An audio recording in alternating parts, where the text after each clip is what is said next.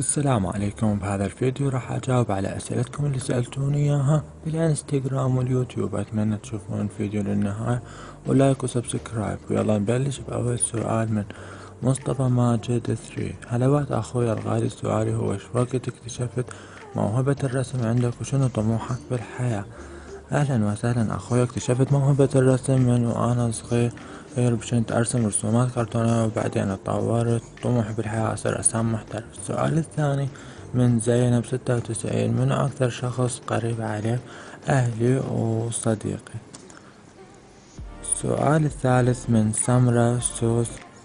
شلون تطور رسمك؟ من مشاهدة الرسم منهم أفضل مني والتخطيط المستمر والتمرين طبعا، وإذا الواحد خلي هدف لازم يحققه ويشتغل عليه ويتعب على نفسه. السؤال الرابع من يارا النعيمي. شنو هي أقلامك المفضلة بالرسم؟ السوفت برسم الدودلز وفابر كاستل بالألوان الخشبية طبعا الرصاص. السؤال اللي بعده الخامس من آيا مكوين. شنو ماركة الألوان اللي تستعملها وأي نوع تنصح بيه؟ أستعمل ماركة فايبر كاستل بالألوان الخشبية ومونت مارس بالألوان الأكريليك، وأنصح بفايبر كاستل لأن ما مجرب غير. والسؤال اللي بعده من رهف شانل 1. لو طلبتك تنشر قناتي وتسوي معايا فيديو مشترك راح تقبل؟ طبعا أقبل، وما تجاهلت سؤالك وذكرت اسمك.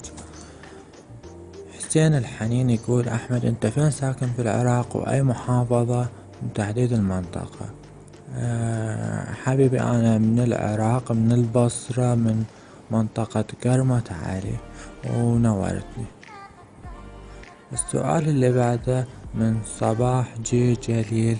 كلش حلوة الرسمة وأني حرسمها، أحاول أرسمها، مو الكل يجيب مثل رسمك وأنا حلمي أنه أصير رسامة مثله وأنا بنية ومن يشجعك على الرسم. أهلا وسهلا، شكرا على من ذوقك.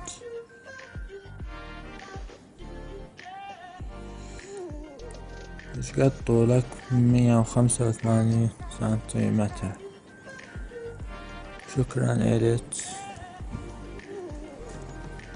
حسين جي يقول رسم جميل، شكرا من ذوقك. سؤال شنو تدرس؟ أنا طالب معهد فنون جميلة، رحت المرحلة رابعة قسم رسم، ولو كانت حياتي قصة راح يكون عنوانها